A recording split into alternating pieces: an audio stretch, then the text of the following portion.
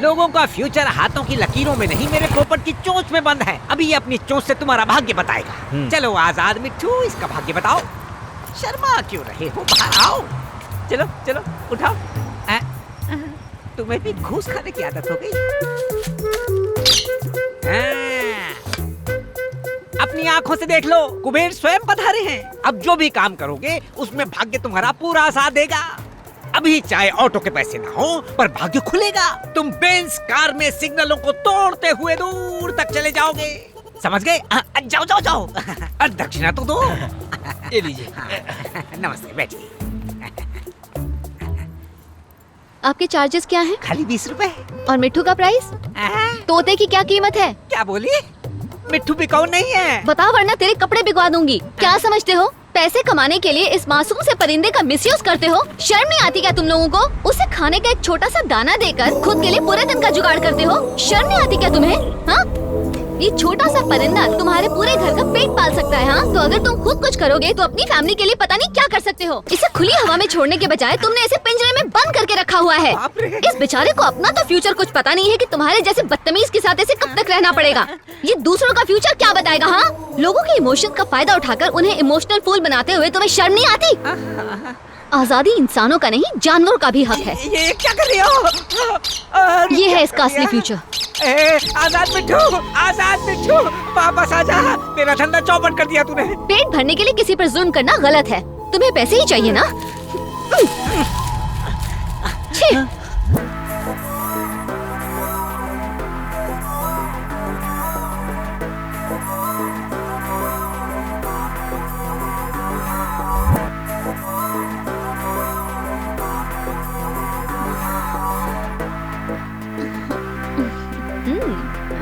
ये लो, पेट भर के खाना। हाँ, जुग जुग जी। और ले लो। बहुत अच्छा काम किया। मैं उस दिन गई थी वहाँ पर। क्या बात है, हाँ, चमक रहे हो। मुझे तो उसका सामान बहुत अच्छा लगा। अगली बार जाऊंगी तो खरीदूंगी। अरे रुक रुक, अरे कहाँ भागी? ठीक है, चलो। हेलो, क्या चाहिए? तुम कमाल हो, सच में बड़ी प्यारी हो। बल्कि सिर्फ तुम ही नहीं, तुम्हारी सोच भी बहुत प्यारी है। हाँ जानता हूँ, किसी अजनबी को ऐसे सड़क के बीच तारीफ करना अजीब तो है, शायद गलत भी हो, पर अपने जज्बात छिपाना भी तो गलत है। मैं तुम्हें बहुत ज़्यादा पसंद करता हूँ। क्या तुम मुझसे शादी करोगी? तुम तो कुछ कह ही नहीं रही हो।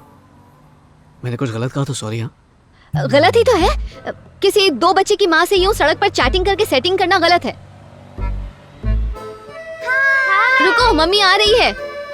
मेरे जैसी हाउसवाइफ सिर्फ सब्जी खरीदने और बच्चों को स्कूल लेने छोड़ने के लिए घर से निकलती है। अब तुम ऐसे रोक कर मेरी ये आजादी भी छीनना चाहते हो? रुको रुको, देखो मम्मी आ गई है। चलो अब घर चले। चलो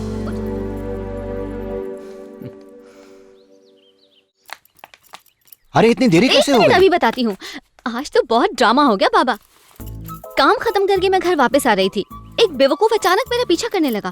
मुझे शक हुआ, मैं मुड़ी तो देखा कि वो ठीक मेरे पीछे खड़ा हुआ था। अच्छा, और फिर? बस 2 मिनट बात करके वो सीधे मुझसे शादी करने की बात करने लगा बाबा। अरे सुनते ही मेरे तो होश उड़ गए। मुझे तो लगा कहीं ये गंवार मंगलसूत्र जेब में रख कर न लाया हो।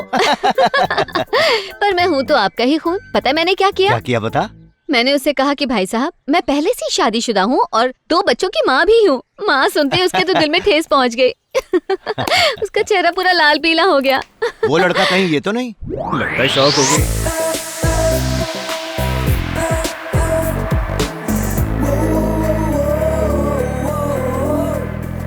दिव्या, वहाँ बेंच पर यही मम्मी मिली थी ना? हाँ माँ। अरे बाप रे, लगता है गई भैंस पानी में। तूने जो कुछ भी कहा सब झूठ कहा, पर मैंने इससे सब कुछ सच कहा है। मैंने तो इसे अपना दामाद मान भी लिया है। इसका नाम है जगन, मेरा दोस्त है और इसका दिल सोने का है। बचपन से गुरुकुल में हम साथ ही पले बढ़े। हमारी अपनी कोई फैमिली नहीं, इसका मैं हूँ और मेरा ये है। अगर आप चाहें तो रिश्ते की बात आगे बढ़ाते हैं। हाँ हाँ बिल्कुल बढ़ाते हैं। एक ही बार मिलके आप फैसला कैसे कर सकते हैं? तुम शायद गलत समझ रही हो।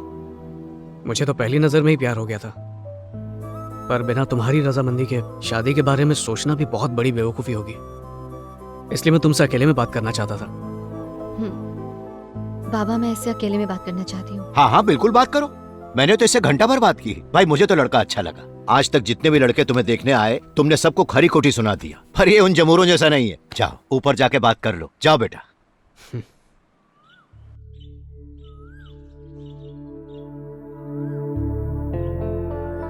मुझे शादी करके घर बसाने में कोई इंटरेस्ट नहीं। क्यों? जहाँ तक बाबा का सवाल है, मेरी शादी उनका सबसे बड़ा सपना है, पर मुझे लगता है मुझे कभी भूल कर भी शादी नहीं करनी चाहिए। तुम्हारी सूंघने की प्रॉब्लम के बारे में जानता हूँ, पर यह प्रॉब्लम इतनी भी बड़ी नहीं कि तुम किसी को शादी से ही इनकार कर दो। प्रॉब्लम तो तब होगी जब मैं तुमसे शादी करूंगी। मुझे पत्नी बनाकर कदम कदम पर तुम्हें मुश्किलें झेलनी पड़ेंगी। शुरू शुरू में तुम्हें शायद सब अच्छा लगे, पर जिंदगी भर झेल पाओगे इसकी कोई गारंटी नहीं है। पत्नी का मतलब सुख दुख बांटने वाली, ना कि जिंदगी भर का बोझ। और इसके अलावा एक बार फिर मैं किसी अपने की मौत की वजह नहीं बनना चाहती। माँ,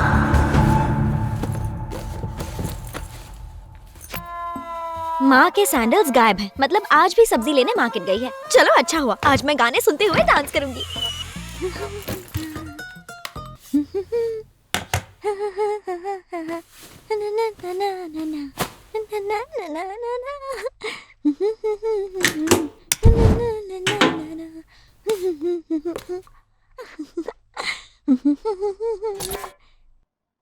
अरे यार, लाइट चली गई। इस लाइट को भी अभी जाना था क्या?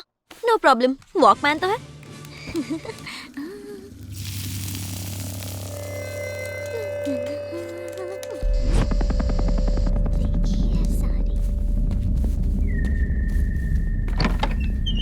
ज्योति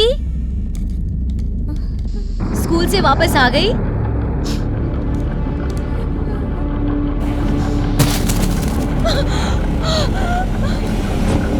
पागल लड़की! माँ, क्या हुआ?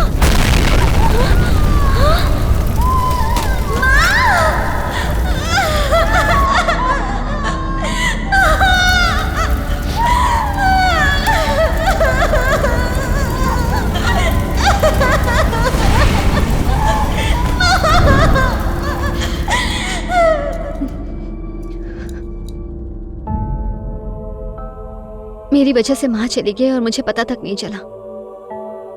जो भी मेरे साथ रहेगा उसकी जान पर खतरा मंडराता रहेगा।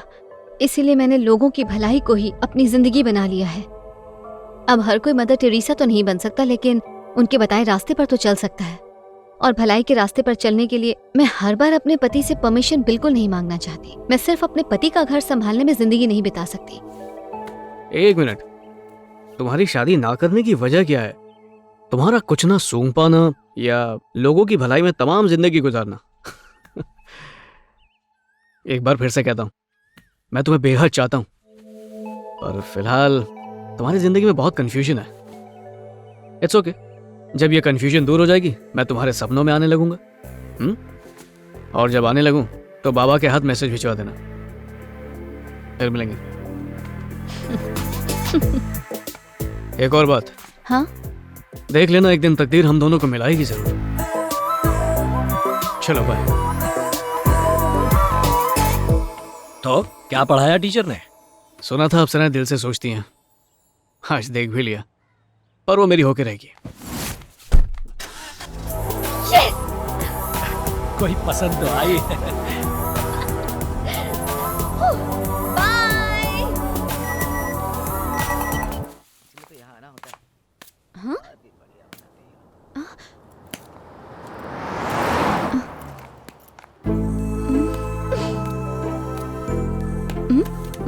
हाँ ज्योति, तुम्हारी मर्जी के बिना तुम्हारा पीछा करना गलत है, उसके लिए आई एम सॉरी। अब तुम्हें फोटोज इतनी पसंद आई गई हैं तो ये गलती मैं बार बार दोहराने को तैयार हूँ। हेलो, इधर उधर क्या देख रही हो? मैंने सोच लिया, शादी तो तुमसे ही करूंगा। मैं अपनी पूरी जिंदगी सिर्फ तुम्हारे साथ बिताऊंगा। तुमने मुझे अपना दास नहीं बनाया ना, तो कसम खा के कहता हूँ देवदास बन जाऊंगा। मैंने तो बोल दिया, अब तुम्हारी मर्जी।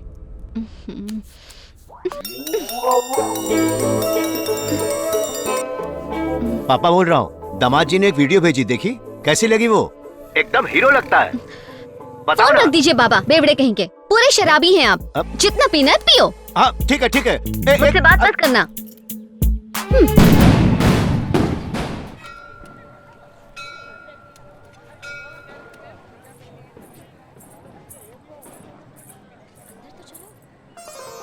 आओ बेटी, 7 सप्ताह पूरे हो गए ना। कार्तिक पूर्णिमा के दिन तुम्हारा व्रत भी पूरा हो गया। देवी माँ तुम्हारी सारी मनोकामनाएं जरूर पूरी करेंगी। ये लो, थैंक यू दीदी। संभल के जाना।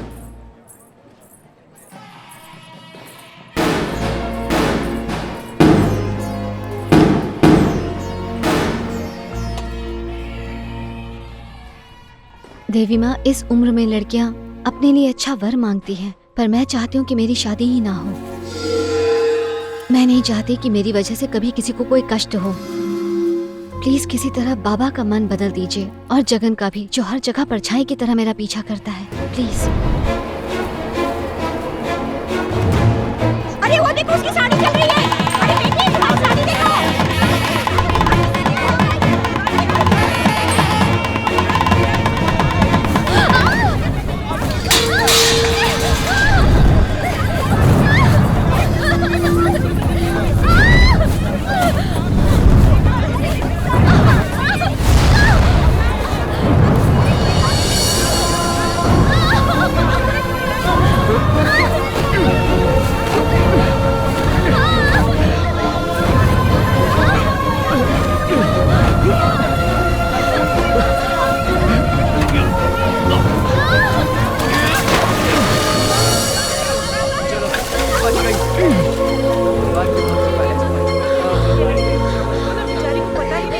अरे बेटा, कब से मैं चिल्ला रही थी कि तुम्हारी साड़ी में आग लगी है। तुम्हें सुनाई नहीं दे रहा था क्या?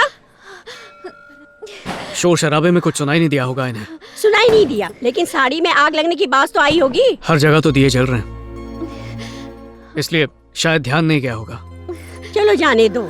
इस लड़के के रूप में आकर स्वयं भोलेनाथ ने तुम्हें बचाया है, नहीं तो अनर्थ हो जाता। कम से कम अब तो समझ जाओ ज्योति, तुम्हें भी कोई ख्याल रखने वाला चाहिए। इसलिए नहीं बोल रहा हूँ क्योंकि मैंने तुम्हारी जान बचाई है। मैं चाहता हूँ तुम खुद अपनी हिफाजत कर पाओ।